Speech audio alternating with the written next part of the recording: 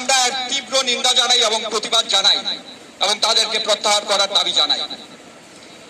ছাত্ররা যে কাজটা করেছেন সেটা হয়েছে মুক্তিযুদ্ধের বয়ানটাকে তারা নিজেদের দখলে নিয়ে নিয়েছেন।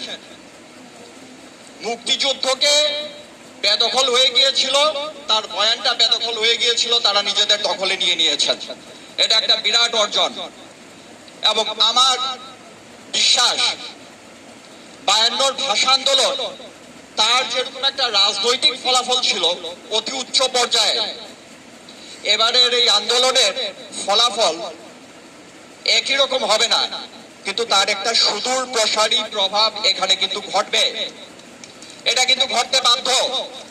যে ছেলেমেয়েরা 2018 সালে কোটা আন্দোলন করেছেন বা তার আগে নিরাপদ সড়ক আন্দোলন করেছেন, সেই বাচ্চারা স্কুলে এবং কলেজে পড়তো, তারা এখন বিশ্ববিদ্যালয়ে এসে ঢুকেছে এবং তার কারণে আজকে প্রতিবাদের ধরন, আন্দোলনের ধরন, সংগ্রামের রূপ, তেজ এবং শক্তি বদলে গিয়েছে। কণ্ঠস্বর আপনারা শুনেন, আমাদের মেয়েরা কি ভাষায় কথা বলছে।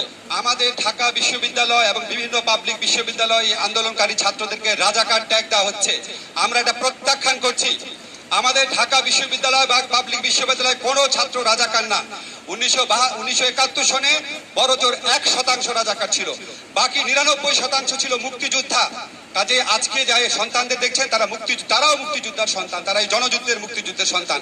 তাদেরকে রাজাকার ট্যাগ দেওয়া বন্ধ করেন, রাজাকার ট্যাগ দেওয়ার রাজনীতি সরকার বন্ধ করেন। এটা করতে করতে আপনারা মুক্তিযুদ্ধের চেতনাকে হেয় করছেন। সেকেন্ড কথা হচ্ছে, আমাদের ছাত্রদের উপর যারা গুলি চালিয়েছে, মেরেছে, এটা হচ্ছে ফৌজদারি অপরাধ, এটা হচ্ছে মার্ডার, এটা হচ্ছে কালপাবল হোমিসাইড, এটা মৃত্যুদণ্ডযোগ্য অপরাধ। অবশ্যই এই অপরাধে বিচার করতে হবে এবং এই অপরাধে সরকারের যেসব মন্ত্রী, আওয়ামী লীগের যেসব নেতা প্রকাশ্যে ছাত্রলীগকে এই আন্দোলন দমন করার নির্দেশ দিয়েছেন, তারা এই অপরাধের এই অপরাধের সহায়তাকারী হিসেবে তাদেরকে বিচার করতে হবে। দেশে যদি কোনো অপরাধ হয় সেটা দেখার দায়িত্ব আইন শৃঙ্খলা বাহিনীর, বিচার বিভাগের, ছাত্রলীগের না। শেষ কথা আমি বলছি, আজকে যে বিশ্ববিদ্যালয় বন্ধের ঘোষণা দেওয়া হলো, এটা কার স্বার্থে দেওয়া হলো? এটা কি আমাদের সাধারণ ছাত্রদের স্বার্থে? তাদের কি স্বার্থটা বিবেচনা করা হয়েছে? তাদের কণ্ঠ বিবেচনা করা হয়েছে কিনা? আজকে আমরা শুনেছি 6টার সময় হল ভ্যাকেট করার সিদ্ধান্ত এসেছে। আমরা স্পষ্ট ভাষায় বলতে চাই, হল ছাত্ররা ভ্যাকেট করুক আর না করুক, এটা তাদের সিদ্ধান্ত। হলে বা অন্য কোথাও তাদের উপর আর কোনো নির্যাতন আমরা সহ্য করব না। বারবার এইটাই হয়, কোনো কিছু চাওয়া যাবে না, কোনো কিছু আবদার করা যাবে না, কিচ্ছু করা যাবে না, সবকিছু আবার চলে যাবে সেই আপনি কি রাজাকার নাকি না। ইচ্ছাকৃত ভাবে আপনারা বুঝবেন না যে কতখানি রাগ হলে, কতখানি অভিমান হলে কেউ বলতে পারে আমি রাজাকার। কারণ আজকের রাজাকার কিন্তু 71-এর রাজাকার না। আজকের রাজাকার আপনাদের লুটেরারা, আজকের রাজাকার যারা এই দেশকে নষ্ট করছে তারা। সেটা কি বোঝার ক্ষমতা আমাদের এত বুদ্ধিবৃত্তিক লোকজনের নাই? যখন ওরা বোঝে না, তারা ইচ্ছা করে বোঝে না। তারা কি জানে না যে এগুলো সুযোগ নিতে পারে সন্ত্রাসীরা? জানে তারা নিতে পারে, তারা চায় সন্ত্রাসীরা এইসব সুযোগ নিয়ে তাদেরকে কোঅপ্ট করুক, যেন তারা বারবার পারে এরকম একটা ডাইকটমি তৈরি করতে, একটা পোলারাইজেশন তৈরি করতে, এবং এটা দিয়ে তাদের ফায়দা।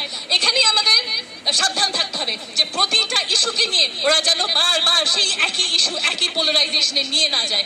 বিশ্ববিদ্যালয় বন্ধের যে সিদ্ধান্ত সেটা মানছেন না, এবং আমরা মনে করি বিশ্ববিদ্যালয় বন্ধের এই সিদ্ধান্ত মানার কোনো কারণ নাই, এবং এই বিশ্ববিদ্যালয় বন্ধ না করে বরং যেহেতু আমরা বুঝতে পারি কেন বিশ্ববিদ্যালয় শিক্ষা আপনারা বন্ধ করতে চাচ্ছেন, কারণ হলে হলে সাধারণ শিক্ষার্থীরা ছাত্রলীগ বের করে দিয়েছে। সুতরাং এই কারণে আপনারা এখন বিশ্ববিদ্যালয় বন্ধ করতে চান। এই সিদ্ধান্তের পক্ষে থাকার কোনো উপায় আমাদের নাই।